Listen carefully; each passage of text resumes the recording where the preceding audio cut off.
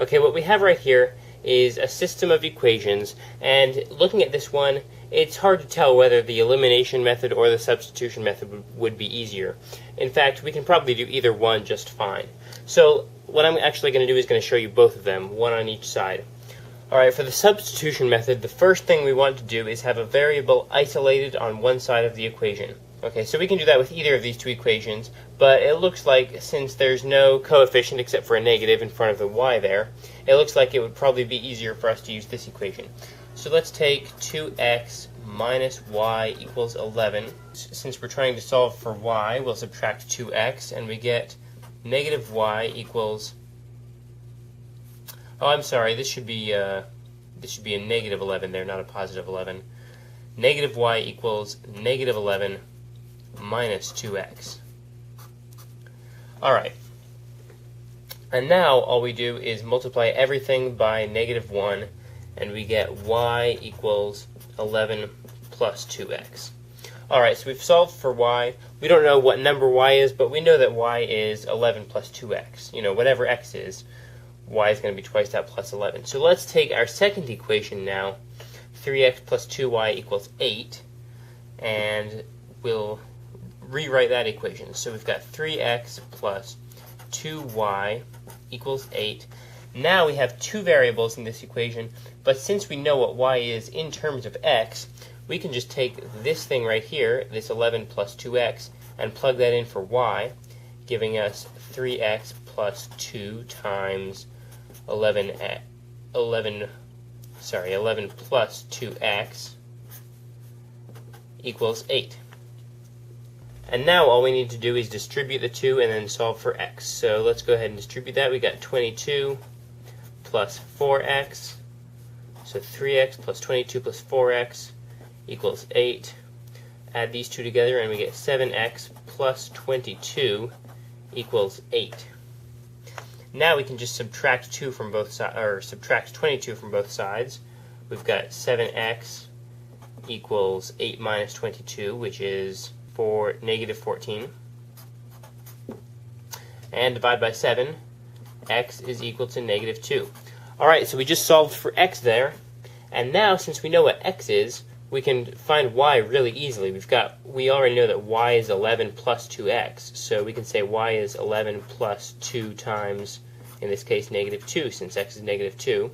This is negative 4, so we've got 11 minus 4, or y is 7. So we've got negative 2, 7 as our solution. Alright, so that's the substitution method. It's called substitution because we solved for y and then we took this value and substituted it into the other equation. Now let's look at the elimination method. Alright, for the elimination method, what we want to do is eliminate a variable directly. And we kind of eliminated the y here by substituting, but it wasn't as direct as what this method will be. Okay, in order to eliminate the y, I want to have two equations where the y coefficient of this equation is exactly the opposite of the y coefficient in this equation. So let's just take this whole equation, 2x minus y equals negative 11, and multiply the whole thing by 2. So 4x minus 2y equals negative 22. Alright, now we have a y coefficient of negative 2, which is exactly the opposite of the y coefficient in the other equation. So let's take the two equations, 3x plus 2y equals 8, and 4x minus 2y equals negative 22. And let's add them together. Now, why are we able to add these equations together? Well, remember that if you take an equation, you can add the same thing to both sides. So even though 4x minus 2y is what we're adding to the left side, and negative 22 is what we're adding to the right side, well, we know that they're equal, right? This sign right here tells us that this thing right here that we're adding to the left side and this thing that we're adding to the right side are exactly the same. So we can go ahead and do this.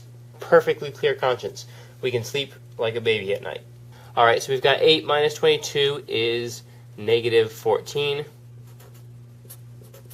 And we've got 3x plus 4x is 7x. And then 2y minus 2y, here's the fun part, 0, they cancel. And we get 7x equals negative 14, or x equals negative 2. And now we can just take this negative 2 and plug it into really any of the equations that have both variables. Let's just take the first one, 3x plus 2y equals 8. So 3 times, instead of x, negative 2 plus 2y equals 8. Negative 6 plus 2y equals 8. Now let me add 6 to both sides, and I get 2y equals 8 and 6 are 14. So 2y is 14, or y is 7. Alright, so our solution is negative 2 for x and 7 for y. Now notice that we had these two different methods, but they gave us exactly the same solution, because they're just ways of solving the same equations, and this system of equations is telling us that x is negative 2 and y is 7. We can solve any system of equations either way.